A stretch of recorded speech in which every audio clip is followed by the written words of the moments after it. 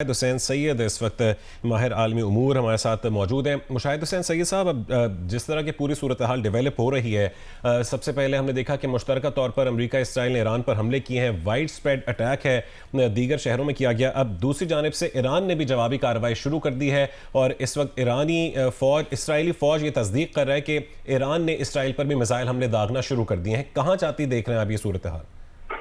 अस्सलाम वालेकुम जी, और आपके व्यूअर्स को बड़ा अस्सलाम वालेकुम। और जो पैनल में मौजूद हैं शाहजेब साहब और एम्बेसडर मसूद खान साहब, मैं समझता हूं कि ये पहली बात तो ये है कि ये एक बड़ा गैर कानूनी बिला जवाज जारियत की है, मुश्तरका जारियत अमेरिका और इसराइल के ईमा पर हुआ है। और मुझे लगता है कि इसराइल अब चाहता है कि मुसलमानों के खिलाफ एक ज़ायनिज़्म की तरफ से सिविलाइजेशनल जंग, जैसे कि जितने भी कोई मुसलमान मुल्क हैं जो खड़े हैं, सीरिया, सूडान, सोमालिया, लीबिया आगे उसका तिया पांचा किया है, तो अब ईरान को भी ये करना चाहता है। और ये जंग का ताल्लुक न्यूक्लियर प्रोग्राम से नहीं है, इसका ताल्लुक रजीम चेंज से है।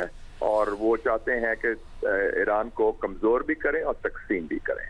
और मैं ये भी समझता हूँ कि सदर ट्रंप ने अपनी सदारत की सबसे बड़ी सियासी गलती की है, क्योंकि ये जंग जीतने वाली जंग नहीं है। उनके ईरानी तैयार हैं डू और डाई के लिए।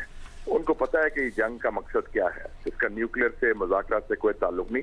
और वो जो उनके पास है भरपूर तौर पर वो जवाब देंगे, इसराइल के खिलाफ भी और अमेरिका के खिलाफ भी, जहां भी उनको मौका मिला और टारगेटिंग कर सकते हैं ईरान की तरफ से। तो ये मैं समझता हूँ कि काफी सीरियस बात है और हमारे लिए बड़े इम्प्लीकेशंस है पाकिस्तान के लिए। हमें चाहिए कि ये जो अफगानिस्तान का फ्रंट है इसको डिफ्यूज करें और घर में भी अपना जो पोलराइजेशन है इसको भी कम करें, क्योंकि अब इंडो इसराइल एक्सेस भी बन गया है। और ये नेक्स्ट निशाना फिर अगर खुदा ना खास्ता इसराइल कामयाब होता है तो आप समझ लें कि डी फैक्टो इसराइल का बॉर्डर ताफ्तान हो जाएगा और ये हमें नेट क्रैकर की तरह ट्रीट करेंगे इंडो इसराइल एक्सेस, और फिर टारगेट करेंगे पाकिस्तान को, पाकिस्तान के सूबा बलोचिस्तान को और न्यूक्लियर प्रोग्राम को।